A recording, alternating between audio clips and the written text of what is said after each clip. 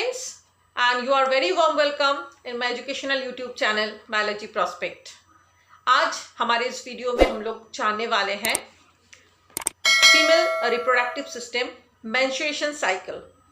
Female reproductive system की मेरे previous video में मैंने आप लोगों को काफ़ी सारे पार्ट्स के बारे में बताए थे जो हमारे फीमेल्स बॉडी में रिप्रोडक्टिव प्रोसेस को कंप्लीट होने में हेल्प करते हैं। मेंस्ट्रुअल साइकिल उसी पार्ट्स के एक हिस्सा है, यानी कि हम लोग बोल सकते हैं मेंस्ट्रुएशन साइकिल्स में हमारे फीमेल्स बॉडी में जो ओवम का प्रोडक्शन होता है वो ओवम कैसे एक्टिव होते हैं and at the end of the cycle वो किस तरह हमारे बॉडी से आइदर डिस्चार्ज होते हैं या फिर कंसीव करते हैं। तो हमारे आज के विषय है, आज के वीडियो इसी विषय के ऊपर बनेंगे। तो चलिए देखते हैं क्या आज के हमारे इस menstruation cycle in human female body में क्या क्या टॉपिक्स या क्या क्या पॉइंट्स हम लोग जानने वाले हैं। हम लोग पहला पॉइंट जो हमारे आते हैं, जब भी हम लोग मेंस्ट्रुएशन साइकिल्स के बारे में जानकारी पढ़ने जा रहे हैं या फिर जानने वाले हैं, कुछ एडिशनल चीज़ जो है वो उसके बारे में कंसेप्ट क्लियर होना काफ़ी ज़रूरी है। वो एडिशनल चीज़ होते हैं, पहले हमारे फीमेल रिप्रोडक्टिव बॉडी में, फीमेल रिप्रोडक्टिव सिस्टम में कौन कौन सा वो पार्ट्स है। पहला है ओवरी, यानी कि 2 ओवरीज होते हैं, then after the fallopian tubes and after that uterus, the hollow space. Uterus के बाद cervix and then after clitoris and the vulva और outer side of the part. इन सारे सिस्टम्स का जो डिफरेंट पार्ट्स होते हैं, हर पार्ट्स का डिफरेंट फंक्शंस होते हैं, लेकिन ये साइकिल जो है, इस मेंस्ट्रुएशन साइकिल, इसका मेन फंक्शन होता है ओवम प्रोडक्शन होने के बाद उस ओवम को आफ्टर मैच्योरेशन यूटरस तक पहुंचाना एंड देन आफ्टर उसको आइदर रिलीज होना या फिर फर्टिलाइज्ड होना। मेंस्ट्रुएशन साइकिल किसे कहते हैं? First what menstrual cycle, what is menstrual cycle? Menstrual cycle होता है ड्यूरिंग द प्यूबर्टी स्टेज। दोस्तों, हमें कुछ इंग्लिश वर्ड या फिर इंग्लिश टर्म इस वीडियो में यूज़ करने वाली हूँ जो कि हम लोग साइंटिफिकली इसी नाम से जानते हैं। एग्जैक्ट हिंदी टर्म मुझे नहीं याद है इस बार, सो इंग्लिश में ही उसको मैं एक्सप्लेन करूँगी, लैंग्वेज मेरा हिंदी रहेगा। Here it is menstrual cycle में जो फर्स्ट शुरुआत होता है वो होता है फीमेल बॉडी के प्यूबर्टी स्टेज में। अब प्यूबर्टी स्टेज है क्या?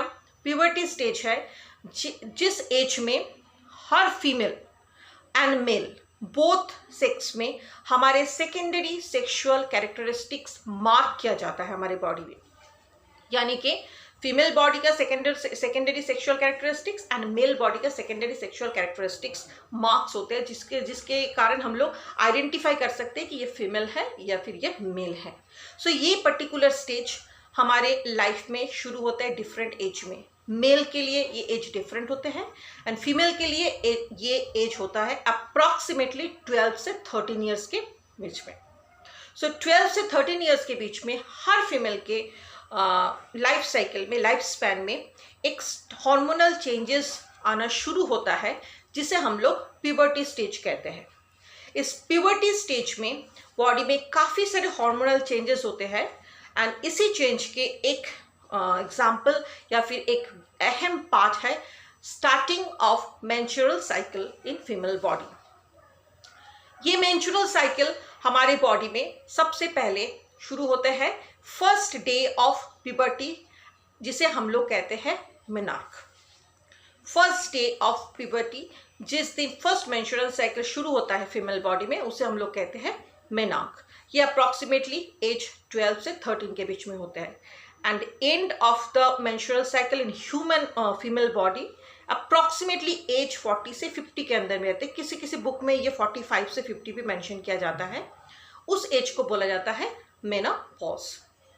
तो मेनोपॉज मतलब end of menstrual cycle and menarche means starting point of menstrual cycle.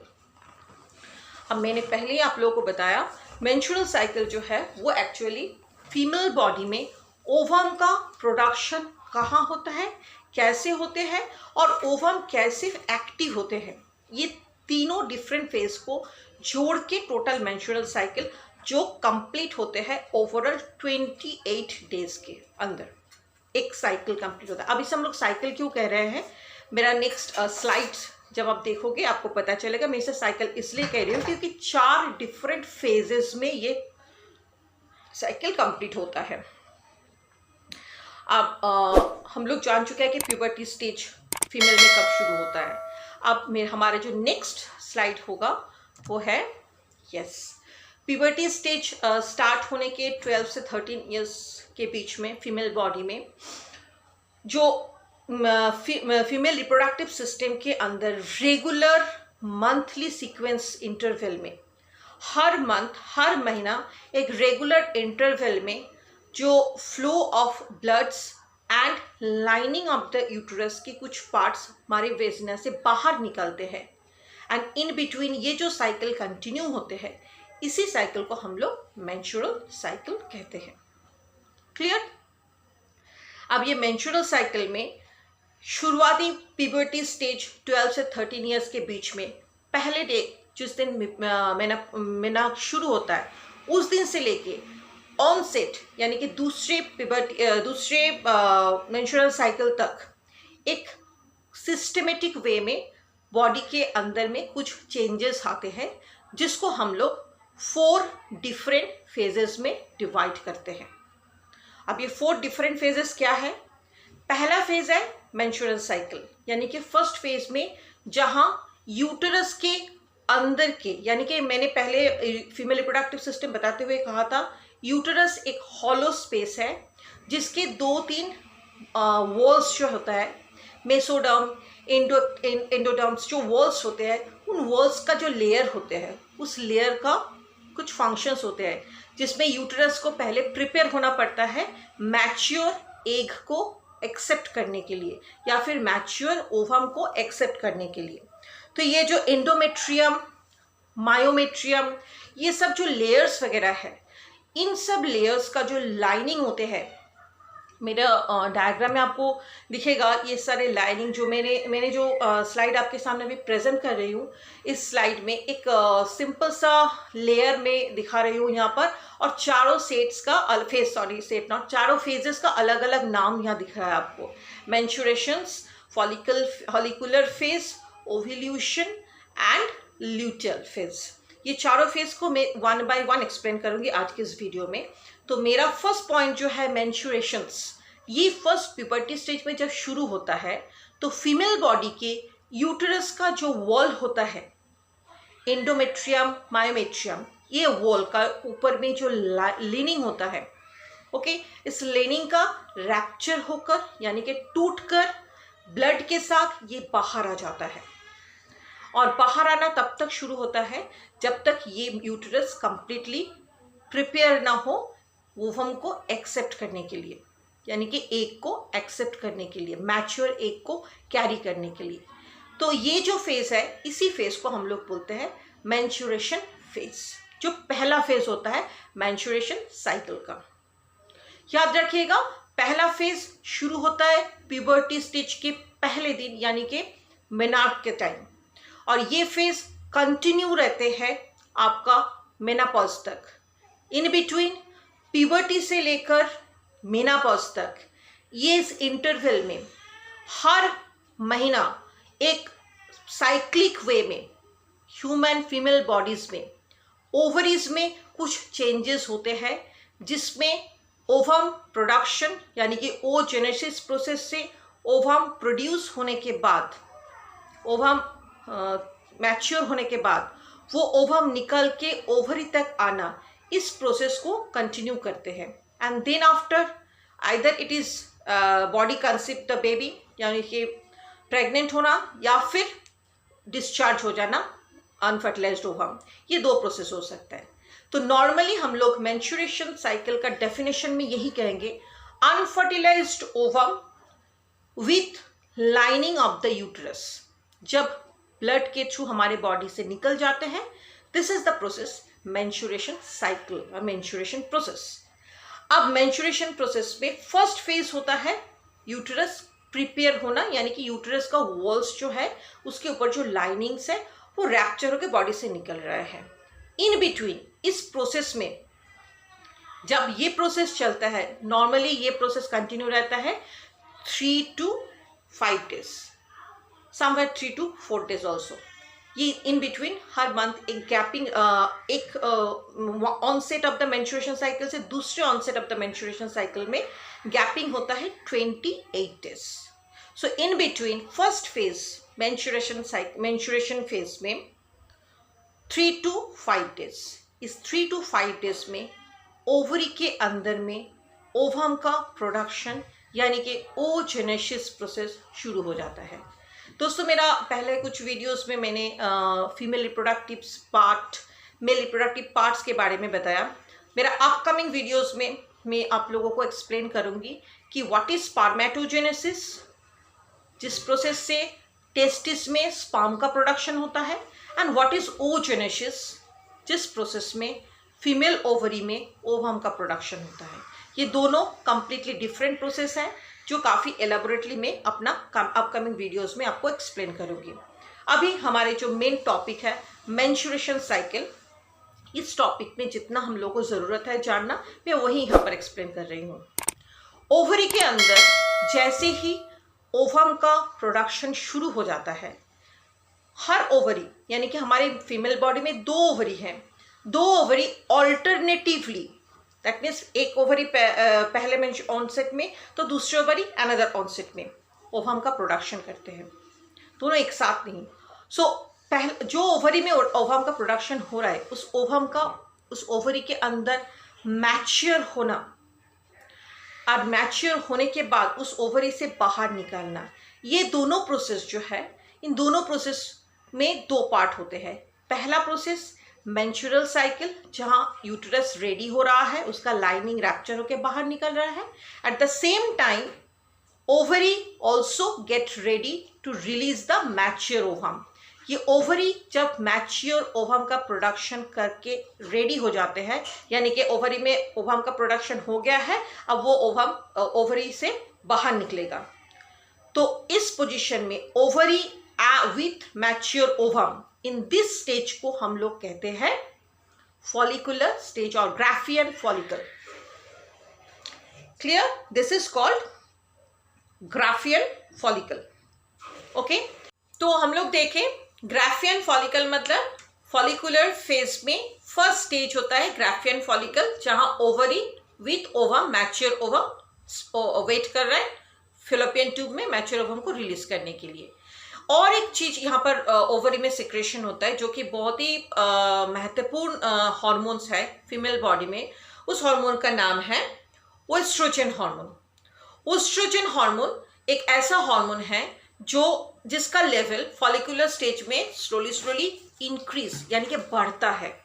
क्यों? क्योंकि ये हार्मोन का मेन फंक्शन है, ये यूटेरस को इंस्ट्रक्शन देते हैं और सोकल यूटेरस को कंट्रोल करते हैं कि उसके वॉल जो है, उस वॉल को मैच्योर यानी कि आप रेडी हो जाओ, मेरा मैच्योर ओवम आप तक पहुंचने वाला है और आपके वॉल में फिक्स होने वाला है। इस टाइप का मैसेज ये देते हैं यूटेरस को, यानी कि uterus get ready because of the increase of oestrogen hormone. So oestrogen hormone का इंक्रीज होना फॉलिकुलर फेज का और एक कैरेक्टरिस्टिक्स है। तो हम लोग देखें मेंस्ट्रुअल साइकिल में पहला फेज मेंस्ट्रुअल फेज, इस फेज में यूटेरस का endometrium, myometrium walls extra fats वगैरह प्रोटीन्स को रिलीज करके स्मूथ होते हैं, यानी कि वॉल रिलीज वहाँ पर ब्लड के साथ लाइनिंग वॉल्स यूटेरस का वो बाहर निकल जाता है हमारे बॉडी से। 3 to 5 days का गैप रहता है यहाँ पर, एंड इस 3 to 5 days के अंदर में ओजेनेसिस प्रोसेस में ओवरी के अंदर में मैच्योर ओवम प्रोडक्शन हो जाता है। मैच्योर ओवम और ओवरी को एक साथ में हम लोग बोलेंगे ग्राफियन फॉलिकल। इसी समय में फॉलिकुलर फेज में और एक इंपॉर्टेंट हार्मोन सीक्रेट होते हैं जिसको हम लोग बोलेंगे ओस्ट्रोजन, एंड इस ओस्ट्रोजन हार्मोन यूटेरस को रेडी करते हैं मैच्योर ओवम को एक्सेप्ट करने के लिए।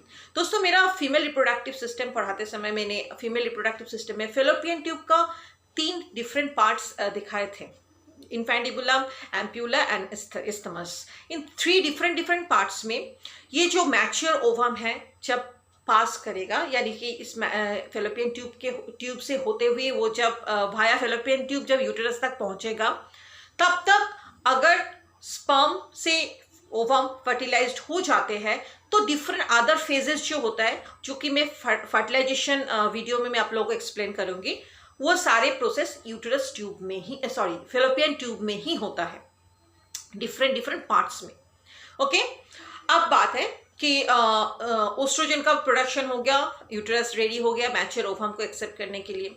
अब शुरू होता है सेकेंड फेज। जैसे ओवम ग्राफियन फॉलिकल्स को रैप्चर करके बाहर निकलने के लिए रेडी होते हैं, ओवम सिर्फ अकेले नहीं निकलते हैं, ओवम के चारों और mass numbers of the cells, yellow colour of the cells का एक बॉल बनते हैं, पॉक बन जाते हैं। वो जो बॉल्स बनते हैं उसको हम लोग बोलते हैं corpus luteum. Very important point, corpus luteum. ये कॉर्पस ल्यूटियम्स का फॉर्मेशन कब होता है? ओव्यूलेशन स्टेज में होते हैं, यानी कि just third stage of follicular phase, ovulation phase. इसको हम लोग ओव्यूलेशन इसलिए कहते हैं क्योंकि यहाँ ओवरी से ओवम, मैच्योर ओवम का फॉर्मेशन होकर वो बाहर निकल के फेलोपियन ट्यूब में आ गया, यानी कि ओव्यूल फॉर्मेशन हो गया। So it is called ovulation phase. Ovulation phase में ओवम के चारों ओर जो mass number of the cells, यानी कि बहुत सारे छोटे छोटे सेल्स जो उसको घेर के रखते हैं ओवम को, उस सेल्स को हम लोग एक साथ में, सेल के साथ उस ओवम के एक साथ में हम लोग कहते हैं कॉर्पस ल्यूटियम। कॉर्पस ल्यूटियम का और एक फंक्शन है, ये कॉर्पस ल्यूटियम जैसे यूटेरस के अंदर, ओवरी के अंदर में ओस्ट्रोजन हार्मोन सिक्रीशन होते हैं फॉलिकुलर फेज में, जो कि यूटेरस को इंस्ट्रक्शन देते हैं कि लाइनिंग क्लियर कीजिए, मैच्योर ओवम आ रहा है, उसको एक्सेप्ट करना है। सिमिलरली एस्ट्रोजन ओव्यूलेशन फेज में प्रोजेस्टेरोन हार्मोन्स जो सीक्रेट होते हैं कॉर्पस ल्यूटियम्स के अंदर में, वो हार्मोन का मेन फंक्शन होते हैं, वो इंस्ट्रक्ट करते हैं यूटेरस में ओवम का फर्टिलाइजेशन, यानी कि बॉडी को रेडी करते हैं ओवम को फर्टिलाइज्ड होने में। प्रोजेस्टेरोन हार्मोन, कॉर्पस ल्यूटियम के अंदर में प्रोजेस्टेरोन हार्मोन का सिक्रेशन या कि मात्रा बढ़ना, मतलब फर्टिलाइजेशन का प्रोबेबिलिटीज बढ़ जाना। इन दैट मोमेंट, जैसे अगर कॉपुलेशन टेक प्लेस या फिर अगर मीटिंग होते हैं, in this moment sperms enter, then the ovum get ready to fertilized. Otherwise, the corpus luteum rupture, and in the luteinizing phase, this rupture corpus luteums and unfertilized ovum again uterus के जो linings है उस linings के साथ बाहर निकल जाता है हमारे बॉडी से, एंड सेकेंड फेज और the second onset of menstruation cycle के लिए बॉडी रेडी होना शुरू होते हैं। इसको थोड़ा सा एलैबोरेटली मैं बताती हूँ आपको नेक्स्ट स्लाइड में, वहां भी आपको वही देखने को मिलेगा। That means, just wait, next slide, yes. So luteal phase, ovulation, before that luteal phase बता दूं, ओव्यूलेशन फेज जो ह्यूमन बॉडी में रहते हैं ये नॉर्मली 13 to 14th डेज या 13 से लेके 14th डेज तक कॉर्पस ल्यूटियम फेलोपियन ट्यूब होकर यूटेरस तक पहुंचते हैं, and up to 16th days 48 to 72 hours ovum उस यूटेरस के वॉल पर रहता है, अलाइव या अलाइव रहता है, सिंगल सेल्स है, वहाँ पर वेट करते हैं फर्टिलाइजेशन के लिए। सो ओव्यूलेशन फेज में 13th से लेके 14th डेज के अंदर ओवम यूटेरस तक पहुंचते हैं, and 16th days up to 16th days of menstruation cycle वहाँ पर ओवम फर्टिलाइजेशन के लिए वेट करते हैं। इन बिटवीन अगर स्पर्म्स फर्टिलाइजेशन अगर हो जाता है तो फर्टिलाइज्ड ओवम यूटेरस के वॉल में प्लेसेंटा फॉर्म करके वहाँ फिक्स हो जाएगा, और अगर नहीं होते हैं तो next phase luteal phase start होता है, जिसमें प्रोजेस्टेरोन हार्मोन का सिक्रेशन स्लोली कम होने लगता है, and rupture ovum lining of the uterus हमारी बॉडी से बाहर निकल जाता है थ्रू वेजिनम। That is luteal phase. Menstrual cycle, follicular phase and ovulation phase, ये तीनों फेज एक साथ जुड़े हुए हैं।